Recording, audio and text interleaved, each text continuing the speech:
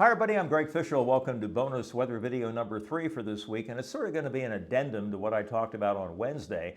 I was trying to evaluate how the seasonal hurricane forecasts out of Colorado State have done over the years, and I used a metric that in retrospect was probably not fair. I was using the number of named storms, and a lot of these named storms, not a lot of them, but a few of them at least, can have very minimal, if no impact, and can last like a day or maybe two, and trying to see something that insignificant months in advance is a pretty tall order. So there's another metric that I decided was probably the best one to use, and I talked about it a long time ago, but I'm going to review it. And for people that are new subscribers, you've never heard me talk about this before, so I will get into it right now. So let's go on ahead and talk about something called accumulated cyclone energy, or ACE. You knew there had to be an acronym, right?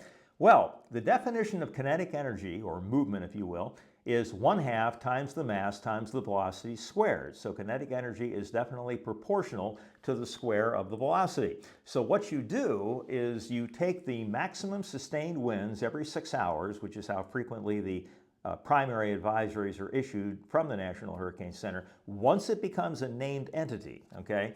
And then you square that number to be proportional to kinetic energy, or equivalent of that, and then divide it by 10,000. Now, why do you do that? Well, if you have a long track system that lasts for like a week or two, and you keep squaring the velocities and it's a major hurricane, you come up with an astronomical number. So dividing by 10,000 sort of brings it back to a more manageable number to evaluate.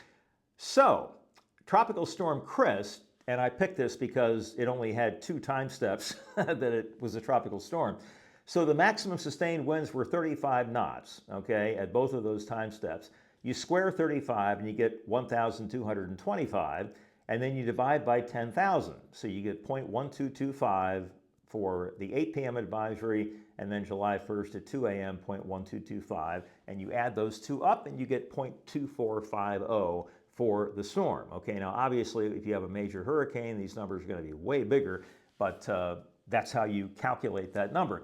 So now what I'm going to do is take a look back at 4 10-year periods. Thankfully, they started in 1984, and these stats go up through 2023, and so I could split it up into 4 10-year periods and evaluate it that way.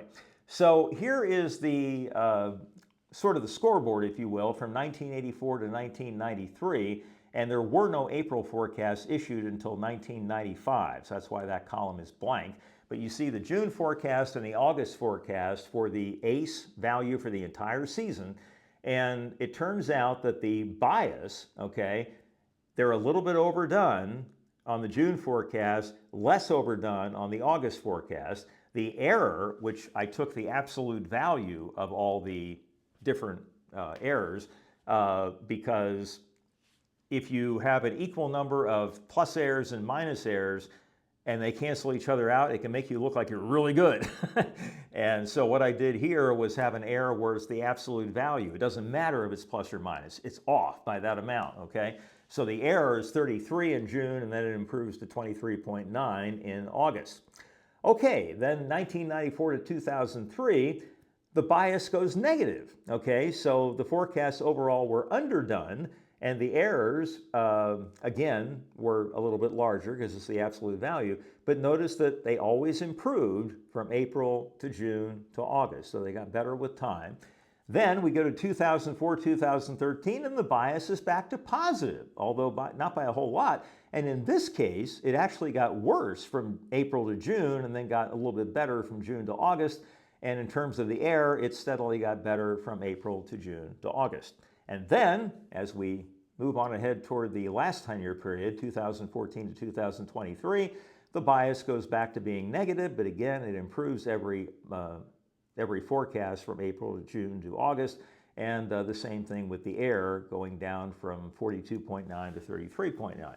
So when you look at this graphically, this is the bias in 4 10-year periods. Now, the different bars here, the first one is April, the second one is June, and the third one is August, and these are decades, okay? So this is the first 10-year period, this is the second, this is the third, and this is the fourth here. So isn't it interesting that you had a positive bias for the first 10 years, then it went negative, then it went positive, then it went negative again, okay?